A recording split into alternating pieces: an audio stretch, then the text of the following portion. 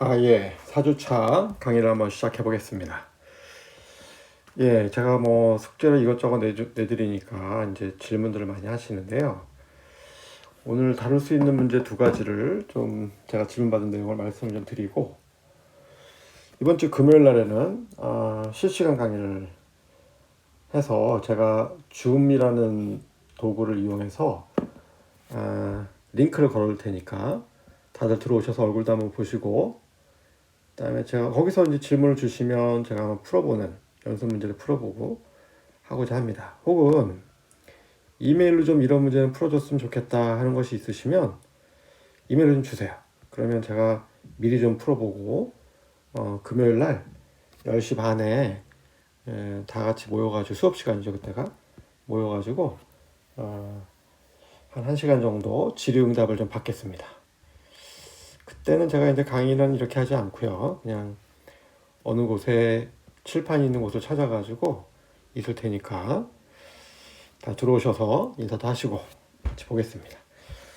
오늘 먼저 강의에 앞서서 누군가 질문을 했는데 제가 이름을 까먹었습니다. 좋은 질문이었는데요. 우리가 지난 시간에 이제 이그젠플 2.8, 2.18 다루면서 열 교환기를 다루는 일을 했었는데요. 그때 약간 부호에 좀 문제가 있었습니다. 그래서 아주 공부 열심히 한 친구인데 이 친구가 이제 빨리 파악해서 질문했어요. 제가 다른 식으로 한번 써봤습니다. 그래서 그 친구 질문에 잘 대응하기 위해서 이렇게 해볼게요. 지금 열 교환기라는 게 열을 서로 한쪽은 주고 한쪽은 열을 받아가는 거죠. 여기 보니까 스팀이라고 있네요. 스팀에서 스팀이 지나가서 빠져나올 텐데 이때는 얘를 사실은 열을 주고 나올 놈이죠. 스팀은 얘 이제 온도가 처음에 높다가 낮아질 겁니다. 두 번째는 물이 들어가서 스팀과 만나서 물의 온도가 막 상승한 다음에 따뜻한 물이 이렇게 나오겠죠. 그래서 열을 교환하는 거 아닙니까? 이거를 이해할 때 열이 들어가느냐 나가느냐 이 부호가 헷갈려요. 그래서 제가 원칙을 좀 여기다 써봤습니다. 첫 번째, steam in the chamber.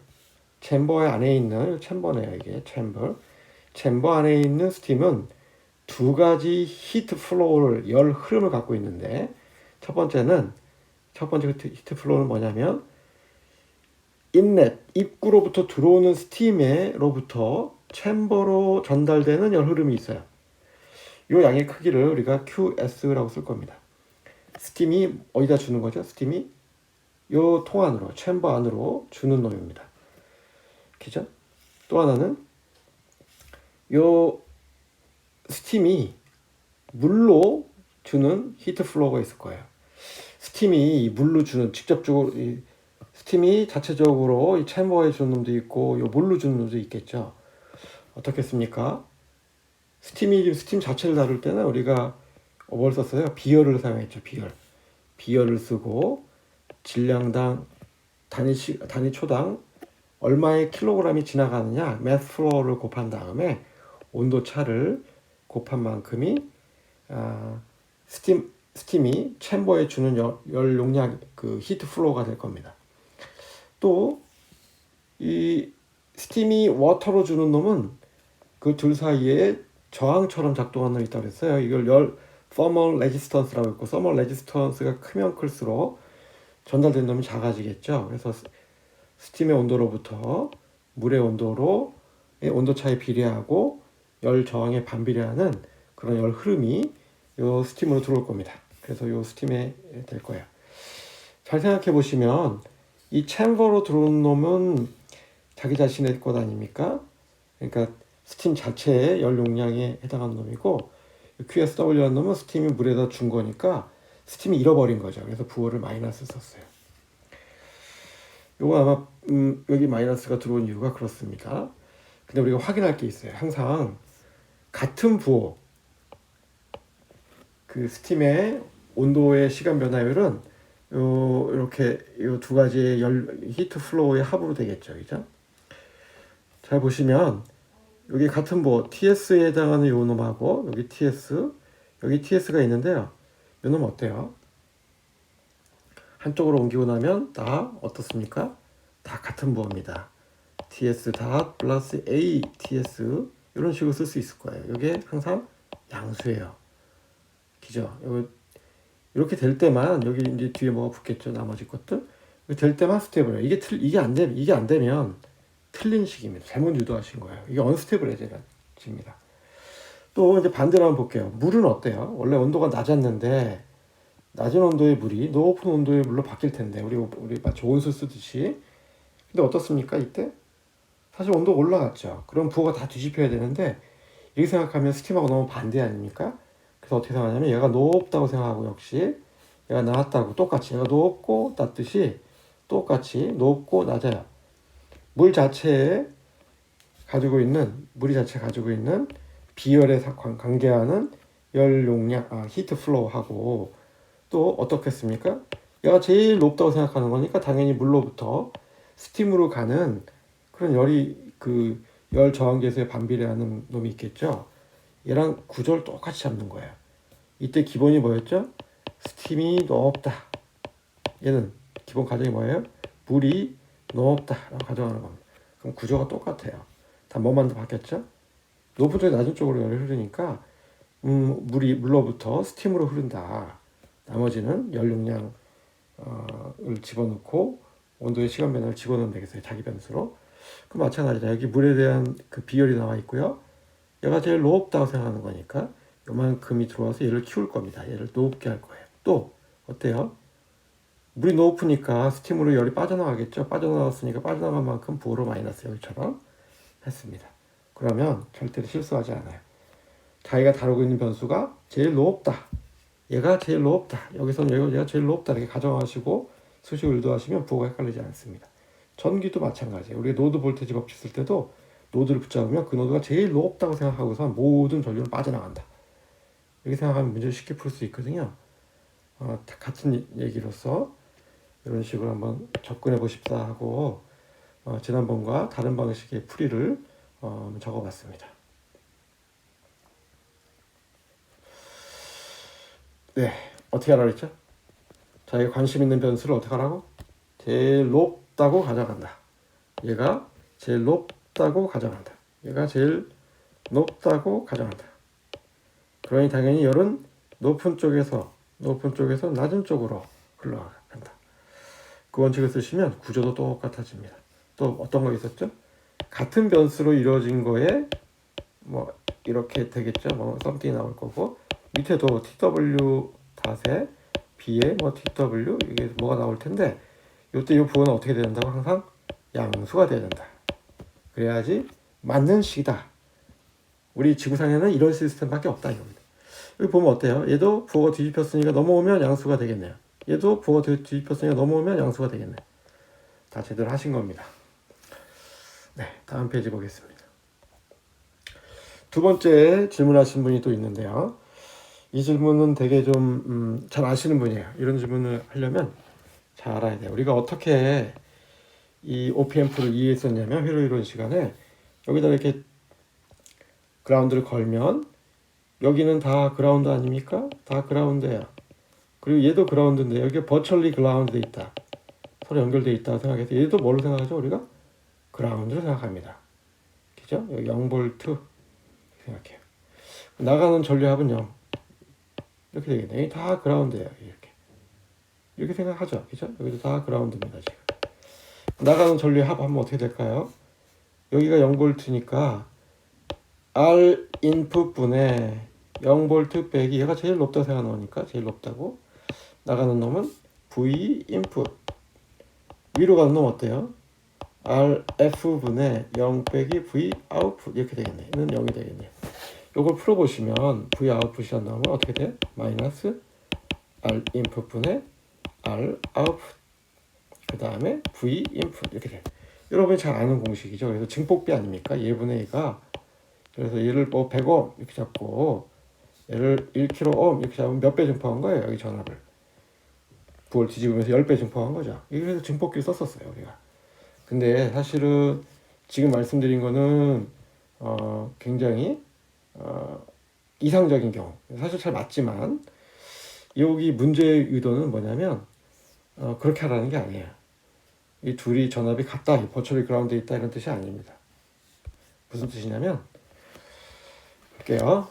이 양단에 전압이 있는데 이 전압이 서로 같지 않다 이런 뜻이에요. 여기 둘이 같지 않대요. 같은 0 아닙니까? 같지 않대요. 이 전압차가 실은 수 밀리볼트 차이가 있습니다. 근데 우리가 무시하는 거죠. 문제를 좀 쉽게 하려고. 이상적인 경우에는 어떤 경우를 항상 가정하냐면, 우리 어떤 걸 가정했었냐면, 들어가는 전류는 없다. 그렇지만 사실은 여기 들어가는 전류를 I 마이너스, 여기 들어가는 전류를 I 플러스라고 하면 사실은 있어요, 이게. 밀리 암페어 단위로 있습니다. 여기 사이가 그러면 끊어진 거냐? 아니에요. 여기 저항이 있어요. 이 저항이 엄청 커요. 엄청 큰 저항이 맞고 있으니 임피던스가 엄청 크니 잘 들어가는 전류가 거의 0인 거예요. 거의 0. 0은 아니고 거의 0. 그래서 우리가 이렇게 가정했었어요. 들어가는 전류는 0이다. 또 둘 사이에 저항이 엄청 크고 들어가는 전류가 없으니 둘 사이에 버추얼리 그라운드, 둘이 서로 연결돼 있다. 이렇게 다뤘었는데 이렇게 둘이 놓고 문제 풀었었죠. 이상적인 경우에. 이렇게 하지 말라는 겁니다. 지금. 근데 자꾸 저한테 이런 거 물어보시면 여기 둘이 똑같은 거 아닙니까? 비슷해요. 비슷하지만 똑같진 않아요. 얼마 차이나? 수 밀리볼트 차이가 납니다. 항상. 그러면 여기 차이가 있으니 수 밀리볼트 이 차이가 얼마야? 0.001 뭐 22볼트 정도야. 거기다 10의 7승배했어. 그럼 어때? 이게 뭘로 올라와? 10에서 20볼트까지 올라오네. 아니죠. 20kV까지 올라온 거죠. 엄청 증폭을 크게 했네요. 그러니 작은 전압차만 존재해도 큰 아웃풋이 나오는 거네요. 그런 회로가 되겠어요. 지금 원래 그렇습니다. 그러면 문제를 좀 풀어보겠어요. 여기 지금 우리가 이상적인 경우를 가정하지 않는다. 이상적이지 않다라고 생각하고 이 식을 써라 라고 준 겁니다. 사실은 들어가는 전류도 같지 않지만 여기서는 그나마 좀 문제를 편하게 하기 위해서 들어가는 전류는 없다. 이렇게 가정했네요. 보시죠. 그러면 우리가 어떻게 생각합니까? 이 전압은 분명히 그라운드 직접적으로 물려 있으니 이 그라운드예요. 0V입니다. 얘는 어때요? 몰라요. 지금 모르는 거예요. 얘는 0V예요. 얘는 몰라요. 지금 이 관계를 가지고 찾아야 됩니다. 그러면 여기서부터 해볼게요. 여기 0V니 여기 들어가는 전류, 나가는 전류, 이로 나가는 전류가 제일 높다고 생각하고 여기 V 마이너스 이렇게 쓸게요. 는 0. KCL 써가지고 이렇게 하면 되겠어요? 기죠? 근데 여기 들어오는 전류, 요건 어떻다 그랬어요? 0이에요. 그럼 얘는 다루지 않겠어요. 0이에요. 왜냐면 얘는 지금 0이에요. 그럼 나가는 두 개의 전류, 얘가 제일 높으니까 V-를 제일 높다고 가정하고 이로 지나가는 전류는 오메 법칙에서 R 인풋분의 V 인풋, 위로 가려면 RF분의 V 아웃풋 이렇게 되겠네요. 이런 식이네요. 아까 말씀드린 대로 OPM프로 들어가는 전류가 사실은 있지만 0이라고 지금 줬으니 이 가정을 따르겠습니다. 그럼 이 식 가지고 우리가 뭐 얻을 수 있냐면 한번 정리를 한번 해볼게요. 그래서 V 아웃풋에 대해서 정리를 해보면 넘기고 정리를 해보시면 이렇게 V-랑 V 인풋 사이에 관계식을 찾을 수가 있겠네. 그죠? 찾을 수 있겠네요. 근데 여기 어때요? 여기서 지금 여기 V 인풋 어떻게 쓸 수 있어요? 요거에 역수를 갖다 쓰시면 여기다 옮겨 쓰시고 부호를 뒤집으시면 V 인풋을 V 아웃풋 표현할 수 있죠. 그 식을 여기다 싹 집어넣은 겁니다. 집어넣어서 여기다 넣네요. 이렇게 이거에 부호로 뒤집혔네요. 그죠? 예. 나머지는 같아요. 요만큼이 지금 뭐였어요? V-였어요. 이걸 넣고 그러니까 양쪽에 지금 V 아웃풋이 나타났죠. 그래서 한쪽으로 옮기면 이렇게 쓸 수 있습니다. 그 상태에서 V 아웃풋에서 정리해 보시면 이거 역수를 취해 보시면 이렇게 쓸 수 있게 돼요. 대수 문제죠. S라는 건 미분기니까 따로 떼봤어요. 나머지는 상수고 요게 요 두 식을 썼을 때 답이 되겠습니다.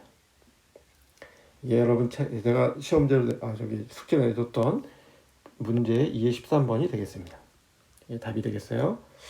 그러면 과연 앞에서 우리가 이런 가정을 썼던 거 있지 않습니까? 이상적인 회로에 썼던 거를 한번 확인해 보겠습니다.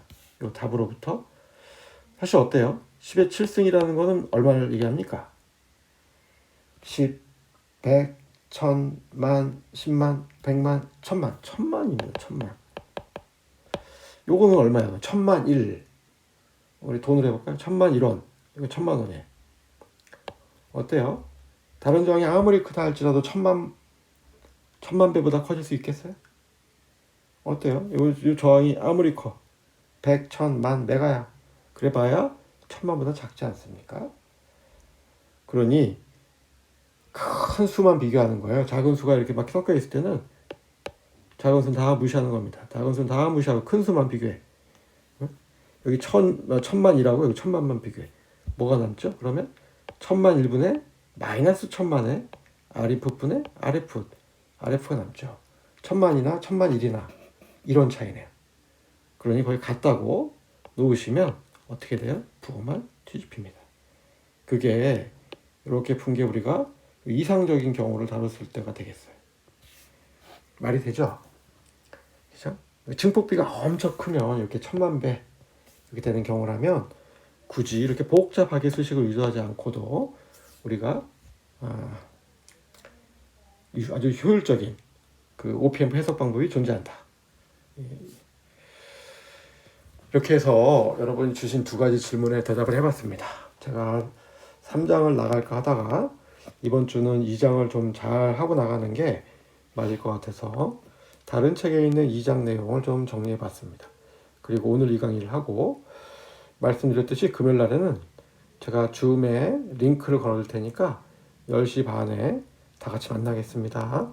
한번 처음 얼굴 보는 거니까 10시 반에 다 대기하고 계셨다가 들어오세요. 들어오시면 인사하시고 다들 그때는 좀 시간이 걸리더라도 다 같이 한번 이름도 들어보고 하겠습니다. 꼭 들어오시기 바랍니다. 이번 주 화요일 출석은 이 강의를 들으면 출석이 되는 걸로 하겠습니다. 남의 책 내용이니까 좀 빠르게 지나가겠습니다. 왜냐하면 우리가 이미 다 다른 내용을 다시 한번 정리한 거기 때문에. 이 쿠오 책에 있는 내용인데요. 쿠오라는 교수님이 쓴 아주 두꺼운 책입니다. 그 책에 기계 시스템 모델링에 대해서 두 가지 나눠져 있어요. 하나는 병질 운동이다라고 해서 트랜슬레이셔널 모션이요. 이렇게 왔다 갔다 하는 겁니다. 이렇게 이런 거 보고 우리 병질 운동이라고 하죠. 이렇게 어떤 축을 기준으로 이렇게 돌아가는 걸 회전 운동이라고 하는데 그거는 뒤에 다루겠습니다. 병질 운동의 경우에 우리가 알고 있죠. 가속도를 A라고 쓰고 속도를 V라고 쓰고 변이를 Y라고 쓴다면 이 사이에는 미분관계가 서로 항상 성립하죠. 그죠? 이럴 때 우리가 그 특정한 강체의 질량 M에다가 이렇게 힘 F로 당기고 있으면 변이를 이렇게 걸어주면 뉴턴 제2법칙에 의해서 우리가 이걸 알 수 있어요. 외력의 합과 항상 관성력은 같다. 이게 뉴턴 제2법칙 아닙니까? 관성력이 뭐가 있나요? M, Y, 2다. 이게 관성력이에요. 가속도. 이거는 뭐랑 같다고? 외력의 합. 외력의 합이에요. 외력은 뭐뭐 있습니까? 여기 하나밖에 없네요. 뭐가 있어요? F라는 힘이에요. 같은 방향이니 이렇게 얻어지겠네. 그러니까 우리가 뉴턴 제2법칙을 외울 때 이렇게 하라고 좀 하고 싶어. 관성력은 뭐랑 같다? 관성력은 외력의 합과 같다. 뉴턴 제2법칙. 강체에 작용하는 힘의 합은 물체의 질량과 동일 방향의 가속도의 곱과 같다. 뉴턴 제2법칙입니다. 이 외에도 이제 우리가 다루다 보면 스프링도 나오고 댐퍼도 나오고 하는데 그 요소들을 좀 다 이미 배웠지만 간단하게 리뷰하고 가겠습니다. 질량이라고 하는 거는 운동 에너지를 저장하는 요소입니다. 그죠? 운동 에너지를 저장해요. 그리고 뭐랑 유사하냐면 회로에 있어서 인덕턴스 이놈하고 유사해요. 예? 에너지를 저장한다는 측면에서 운동 에너지를 저장한다. 또 스프링이라고 하는 놈은 뭐랑 유사하죠? 위치 에너지, 탄성에 의한 위치 에너지를 저장합니다. 다시 질량이라는 놈은 운동 에너지를 저장하지만 왜냐하면 우리가 생각해 보세요. 그 빨리 달리는 있는 어떤 질량은 특정한 운동량을 갖지 않습니까? 그죠? 운동량이 있으면 MV가 있으면 2분의 MV 제곱만큼 항상 운동 에너지가 존재하는 거죠. 그 어때요? 질량이란 M이란 놈은 항상 운동 에너지와 관련이 있네. 스프링은 뭐랑 관련이 있죠? 스프링을 압축시켜 보세요. 압축시킨 그 길이에 비례하는 것만큼 에너지를 저장하는 거 아닙니까? 그걸 우리가 위치 에너지라고 하죠. 탄성에 의한 위치 에너지. 예를 들어 스프링이 여기 있네요. 얘를 내가 당겼어요. F라는 힘으로. 그럼 얘가 늘어났겠죠. 여기서 이렇게 늘어났을 거예요. 이 늘어나는 길이만큼이 우리가 여기 Y라고 표시한 거고, 여기 Y 길이에 비례상수를 곱해서 힘이 작동할 겁니다. 즉 힘이 크면 클수록 더 큰 변이가 생길 거고, 그러니 이 변이에 비례하는 에너지를 저장할 수 있겠네요. 스프링 에너지 어떻게 저장하죠? 이거 포텐셜 에너지라고 쓰는데 이거는 2분의 1 K Y 제곱 이렇게 저장합니다. 여기서 어떻게 저장하죠? 여기서 어떻게 저장하면 2분의 1 M V 제곱 이렇게 저장하죠. 운동 에너지를. 운동 에너지 M이란 놈은 운동 에너지를 저장한 디바이스고 K란 놈은 위치 에너지를 저장한 디바이스다. 하다 보면 마찰이라는 놈이 자주 나옵니다. 마찰 잘 알 듯 하지만 사실 잘 몰라요. 마찰이라는 놈은 이거 우리 책상을 이렇게 당겨 보시면 힘을 깊게 세게 주고 밀어 보시면 잘 안 밀리고 어느 순간 또 우리가 힘을 약하게 주면 잘 밀리죠. 그죠? 두 접촉 평면 사이에 작용하는 비선형적인 힘을 우리가 마찰이라고 한다. 이거는 이 평면이 뭘로 되어 있느냐, 성분하고 평면 사이에 누르는 힘, 얼마의 힘으로 누르고 있느냐, 그리고 상대 속도, 얼마나 빨리 그 속도 차가 크냐에 따라서 마찰이 달라집니다. 마찰 다루기 어렵네요. 대표적인 마찰이 뭐냐면 요 댐퍼예요. 댐퍼라는 놈은 속도를 죽일 때 쓰는 디바이스인데 내가 어떤 힘을 탁 당기면 변이가 생기겠죠. 이 변이가 있을 때는 요 힘에 상관없는데 변이가 움직이기 시작하면 y-라는 속도가 생길 거예요. 그 속도에 비례하는 마찰력이 생깁니다. 그걸 우리가 뭐라 그러느냐? 점성 마찰, 비스코스 프릭션이라고 해요. 가해진 힘과 속도 사이에 선형관계를 가져다주는 지연, 리타르딩하는 폴스다. 지연시키는 힘이다. 이게 속도에 비례한다. 이거 우리가 뭐라 불러? 댐퍼. 이때 힘 분명히 뭐에 비례한다고요? 댐핑 계수의 속도에 비례하는 힘이 생긴다. 정지 마찰은 뭐죠? 그럼 여러분이 벽에다 손을 대놓고 벽을 살짝 밀어보세요. 벽을 누르면서 안 움직이죠. 안 움직일 때 생기는 게 스태틱 프릭션. 움직이기 시작할 때 전까지 있는 마찰입니다. 그럼 이거는 특정 지워지지 않아요. 움직이지 않았으니까 1N에서 안 움직이면 1N이 정지 마찰이고 2N을 줬더니 거기서도 안 움직였으면 2N 정지 마찰이에요. 정지 마찰이라는 놈은 이와 같이 어디 있는지 몰라요. 있기는 있는데 어딘가에 있는 거야. 그러다가 움직이기 딱 시작하는 순간, 움직이는 딱 시작하는 순간이 있겠죠. 그때를 우리가 뭐라 부르냐? 특정하게 정지 마찰 계수다. 정지 마찰은 정지 마찰 계수보다 상당히 낮은 쪽에 존재하겠죠. 그러다가 어느 순간 움직이기 시작하면 정지 마찰 계수 이렇게. 또 이제 움직이는 상황이에요. 정지 마찰을 지나가서 움직이기 시작하고 있어요. 이때는 우리가 속도를 빠르게 하든 느리게 하든 어느 일정한 힘에 마찰력이 걸리기도 하는데 이를 쿨롱 마찰이라고 불러요. 쿨롱 프릭션이라고. 이와 같이 어떤 속도에 상관없이 일정한 마찰, 못 가게 하는 것, 일정한 마찰에 걸리고 있으면 우리가 뭐라고 불러? 쿨롱 마찰. 이거 안 움직이면 정지 마찰. 속도에 비례하는 힘이 걸리면 뭐라고 불러? 점성 마찰, 비스코스 프릭션. 구분할 줄 알아야 되겠습니다. 정지 마찰은 어때요? 속도에 비례한다. 정지 마찰은 안 움직일 때 걸리는 마찰이다. 쿨롱 마찰은 어떻다? 항상 일정한 지연력이 걸린다. 회전 운동을 가져와야 되는데 회전 운동에 대해서는 우리가 못하게 했었고 여러 번 했었으니까 그냥 넘어가겠습니다. 그죠? 자, 간단히 좀 소개를 해보면 회전 운동에서 질량에 상응하는 부분이 뭐죠? 그 우리가 이너샤라고 해요. 이너샤.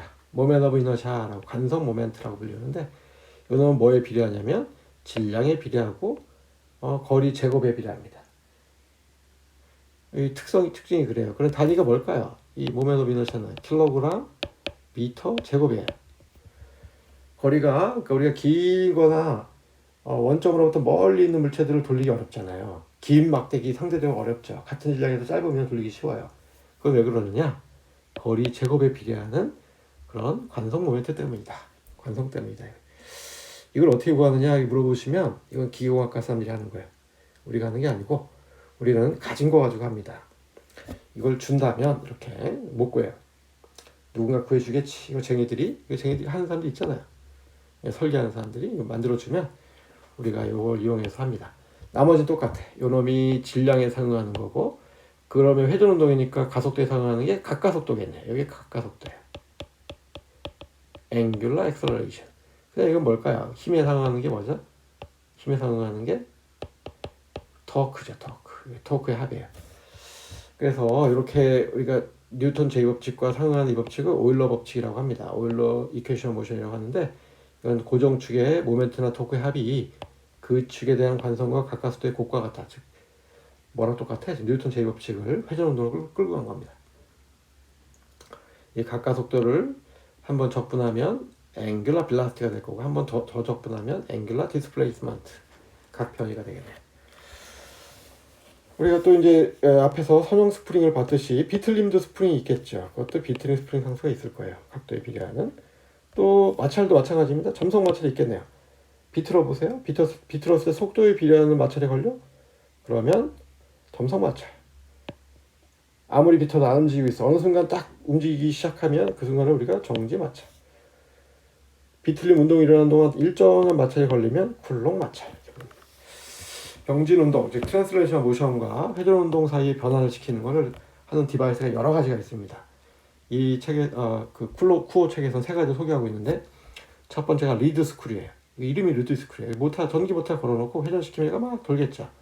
나사 산이 막 나 있어요. 얘가 돌면서 여기 있는 로드가 왔다 갔다 합니다. 방향에 따라서 이렇게 움직이면 이렇게 갔다가, 이렇게 움직이면 이렇게 왔다가. 그거 뭐라 불러? 리드 스크류라고 해요. 이름이에요, 이게. 또 뭐가 있냐면, 우리가 여기다 회전축에다가 회전을 막 시키면 얘가 돌겠네요. 그러면 여기 이빨이 맞아 들어가면서 얘가 왔다 갔다 합니다. 비슷해 보이지만 좀 달라요. 이거 보면 뭐라 그러냐? leg and finion. 렉하고 피니언. 이 돌아가는 놈을 우리가 피니언이라고 하고, 이 직선으로 되어 있는 놈을 렉이라고 합니다. 렉, 이거 보고 피니언. 또 뭐가 있죠? 벨트가 있어요. 벨트는 이 풀리라는 놈을 걸고 여기다 우리 모터를 돌리죠. 그러면 이 벨트가 이렇게 돌았다가 또 반대로 이렇게 돌기도 합니다. 그렇죠? 그래서 회전 운동과 직진 운동 사이를 변경시킬 수 있다. 우리 여기 기어 트레인, 지난 시간에 바로 직전에 했지 않습니까? 그 바로 전에 한 거니까 그냥 넘어가겠습니다. 기어 트레인도 한번 해보세요. 꼭. 기어 트레인을 다룰 때 나머지 다 똑같은데 다른 점이 하나 있다면 요 놈을 조심해야 돼. 백래쉬. 백래쉬가 뭘까? 백래쉬란 말 많이 씁니다. 회사에 가시면.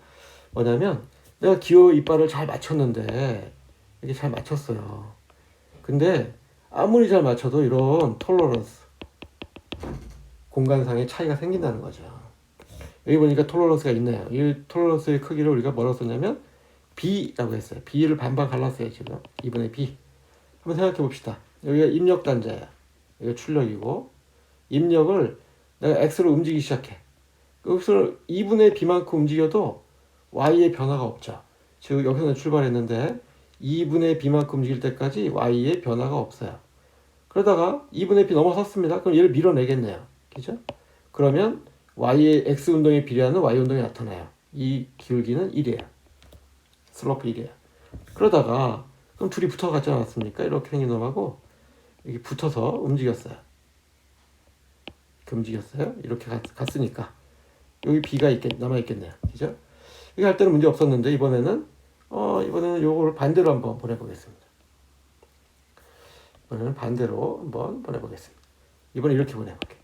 어때요? 얘가 여기 올 때까지, 여기 찰 때까지 여기 Y축의 운동은 없죠. 그죠? 여기 올 때까지 Y축의 운동이 없어요. 돌아올 때까지. 그 다음에 여기 딱 닿으면, 여기 닿으면 같이 움직이겠네요. 기울기 1로 이렇게. 이와 같이 그리는 요 그림을 우리가 뭐라고 부르냐면 얘를 히스테리시스 호흡이라고 부릅니다. 히스테리시스.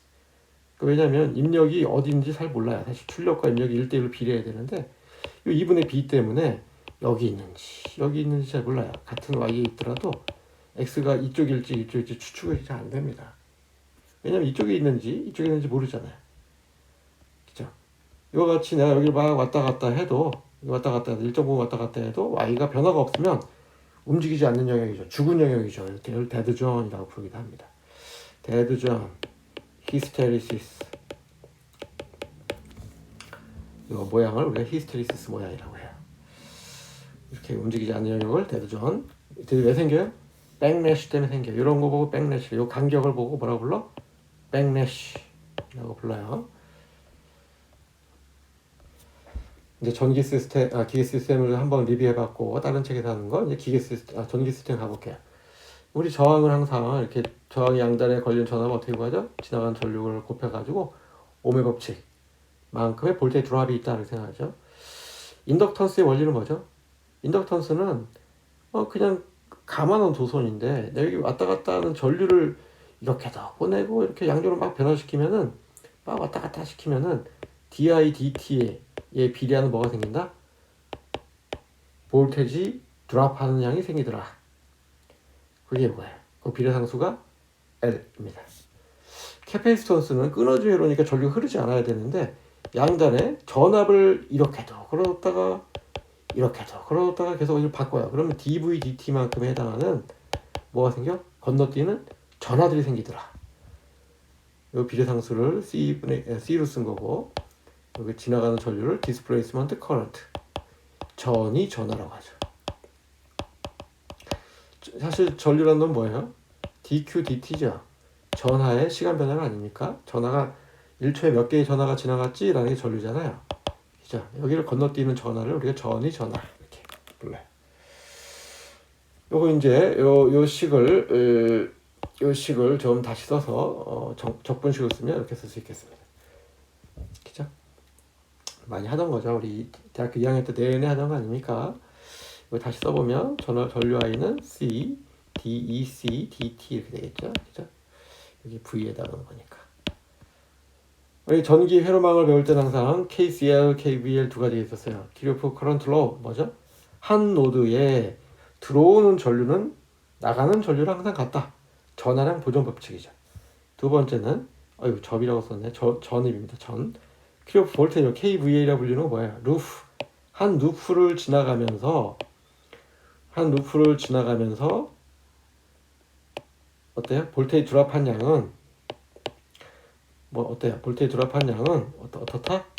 볼테이지 상승한 거랑 서로 같더라 이겁니다. 에너지 보존 법칙이에요. 그죠? 어느 페루프를 따라서 모든 전압 강화한 것은 상승한 놈하고 같습니다. 그래 에너지가 보존해야 되니까. 그 다음에 이제 그거 두 개 써서 많이 문제 풀었고 사실 좀 더 많은 문제가 이제 OPM프가 많이 나오죠. OPM프 우리 그 이상적인 아이디얼 OPM프를 바로 직전에 다뤘으니까 이 문제 한번 풀어보겠습니다. 이게 재밌게 생겼으니까 이거 한번 풀어보죠. 이거. 어떻게 한다? 이쪽이 그라운드에 있으면 뭐예요? 이 둘 사이는 버추얼리 그라운드에 있다. 0V다. 나가는 전류합은 0이다. 이렇게 하시면 되겠어요. 들어가는 전류는 없어요. 왜? 여기 너무너무 큰 저항이 붙어 있어서 그냥 여기가 무한대다. 이렇게 생각하잖아요. 요건 항상 이 들어가는 전류는 0이다 생각하시고 나가는 전류 이쪽으로 갈 놈 먼저 해볼까요? 여기가 제일 높다고 생각하는 거예요. 여기 같은 노드죠? 전부 다? 같은 노드예요. 여기로 갈 놈 한번 계산해 보겠습니다. R분의 0 빼기 2B 또 위로 여기로 나가는 놈 생각해요. 여기 제일 높다고 생각하는 거니까 R분의 0 빼기 2A 여기로 간 놈 오른쪽 갈 놈은 R분의 0 빼기 뭐예요? V25 이 놈은 뭐예요? 0이에요. 한 노드를 기준으로 나가는 전체의 전하량은 일정해야 되기 때문에 이 놈을 우리 저항이 다 같으니까 R 약분합니다. 그러면 어떻게 될까? 2호라는 놈을 일로 쓱 넘겨보시면 마이너스 2A 더하기 2B 이런 식이 되네요. 기죠? 합했어요. 가산기입니다. 덧셈기예요. 덧셈기. 뺄셈도 할 수 있겠네요. 부호를 잘 뒤집으면서. 요거 어려워 보여요? 한번 요거까지만 해봅시다. 요거 안 어렵습니다. 어때요? 이거 버추얼 그라운드 놈이 없어요 지금. 그때 어떻게 한다? 이걸 하나의 노드로 생각하는 거야 이만큼. 다 같은 전압이야. 뭐라고? 몰라. 적어봅시다. 이거를 V라고 해봅시다. V라고. 그럼 이제 내가 찾아낸 V네. 해봅시다. 여기 어떻게 생각해? 하나, 둘, 셋, 네 개 나가는 전류합은 0 이렇게 하시면 돼요. 맨 밑에서부터 하겠습니다. R분의 V 빼기 뭐예요? 2B 그다음 두 번째 관론 뭐예요? R분의 V 빼기 2A 세 번째 R분의 V 빼기 0. 여기 0이잖아요. 0볼트. 플러스 R분의 V 빼기 뭐예요? 25 아웃풋이니까 0이. 요거 푸시면 돼. 다 R이 다 똑같으니까 약분할게요. V가 3개 있네? 그럼 3V 넘깁니다. 다음 주 넘겨요. 25 더하기 2A 2B 이렇게 돼. 그죠? 제가 한 게 맞나요 지금? 맞죠? 여기 그럼 여기 내가 25를 한번 써볼게요. 25 이건 어떻게 쓸 수 있을까요? 25라는 써보면 3V 마이너스 2A 그죠? 내가 좀 제대로 다 했겠죠 지금? 보수 집힌 데 없죠? 네 없어요. 3V 마이너스 2A 그 다음에 여기가 2B 부호를 뒤집어 쓴 데 없죠 지금? 맞습니다. 이렇게 되겠네요. 사실은 이 전압을 우리가 계산할 수 있죠. 어떻게 된다며요? 이거 한번 계산해 볼까요? 이거 V를 계산 안 했더니 지금 다소 헷갈리는데 이 전압 V를 계산해 볼까? 어떻게 한 거죠? 여기 나가는 전류합은 어떻게 될까요? 여기 들어가는 전류가 없으니 나가는 전류합은 어떻게 돼? 0이에요. 다시 그러면 R분의 V 여기 V 빼기 2A는 플러스 R분의 V 빼기 2A랑 같아야 되죠. 이것도 끊어서 같아야 되겠네. 그치? 왜냐면 여기로 지나가는 전류가 없으니까. 여기 전류 없지 않습니까? 그럼 여기서 해보시면 어때요? V란 놈은 2A 더하기 어떻게 되세요? R을 약분하고 나면 2A 더하기 2B 이렇게 되겠네. 그죠? 여기 2V네. 그럼 V란 놈은 2분의 2A 더하기 2B 이렇게 되니까 이걸 쓱 집어넣게. 어떻게 될까요? 기자 이렇게 집어넣으면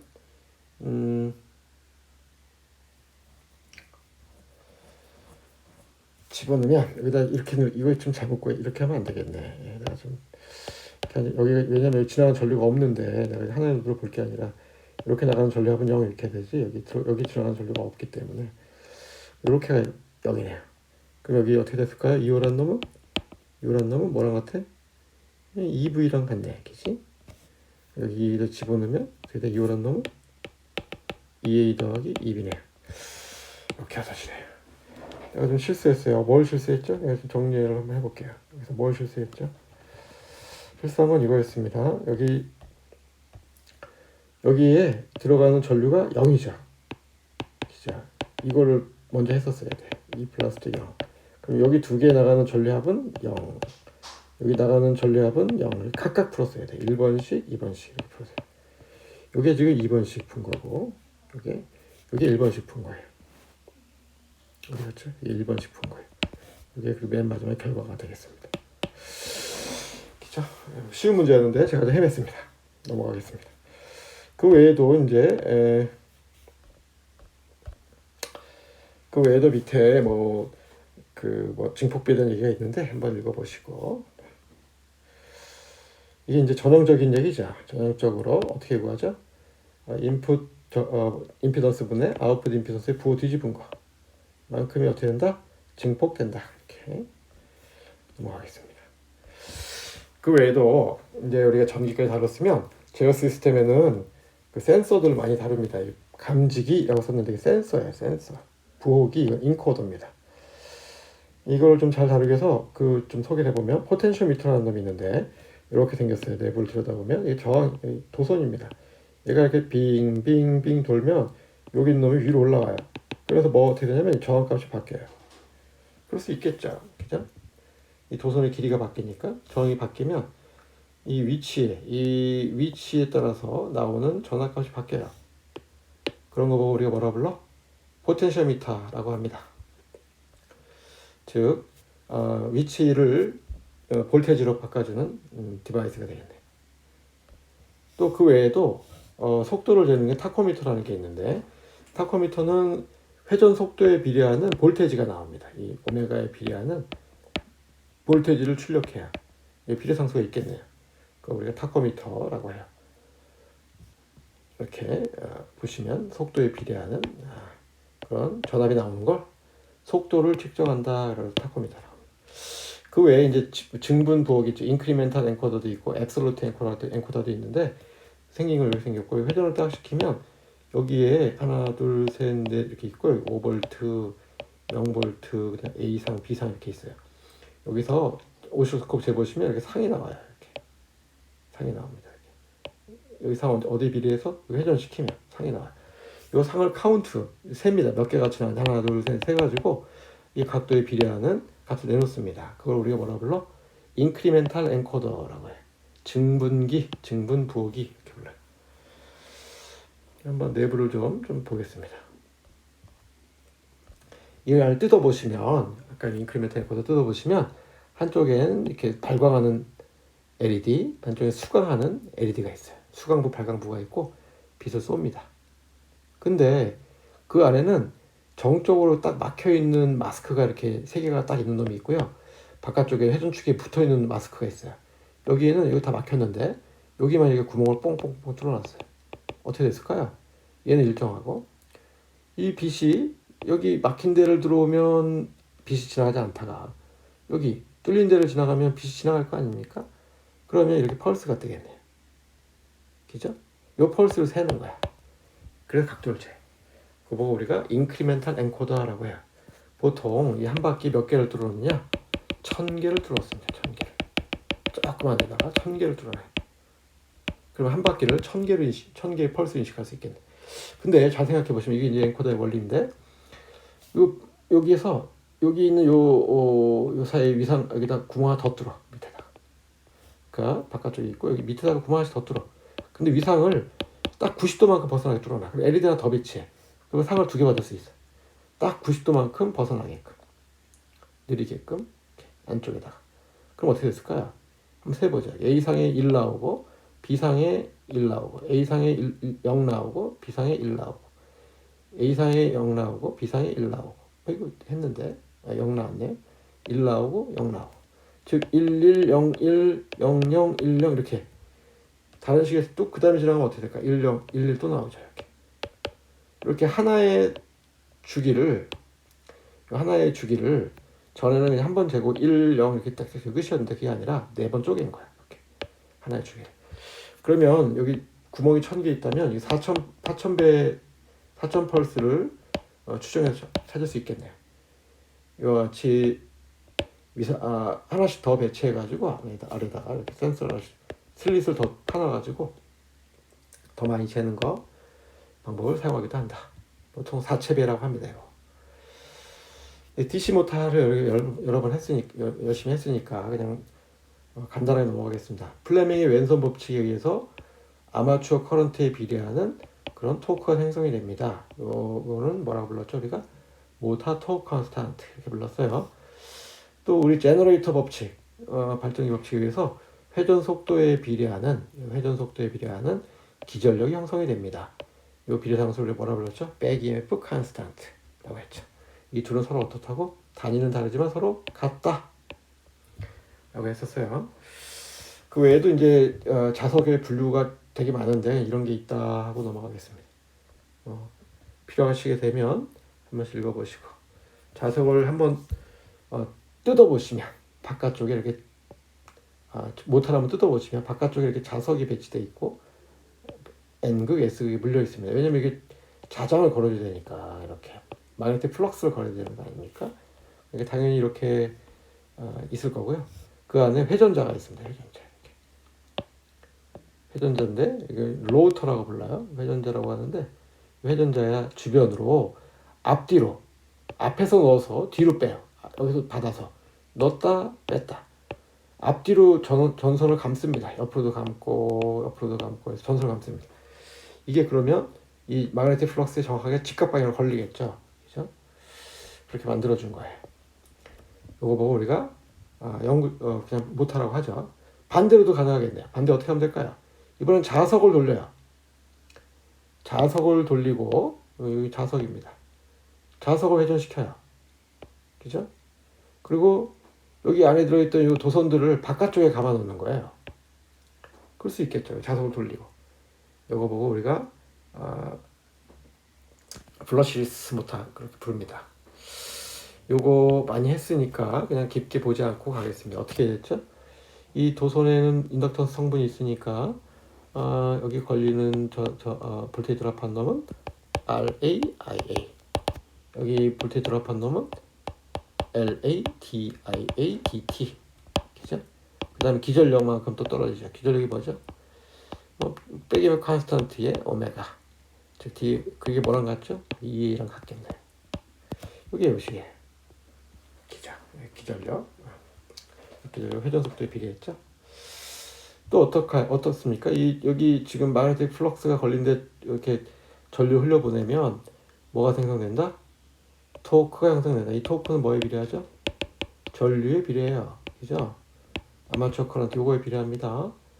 전류에 비례하고, 여기 이 모멘텀 이너셜가 있을 테니까 모멘텀 이너셜 J라고 한번 써볼까요? JM 가속도의 2배는 이게 관성 모멘트네요.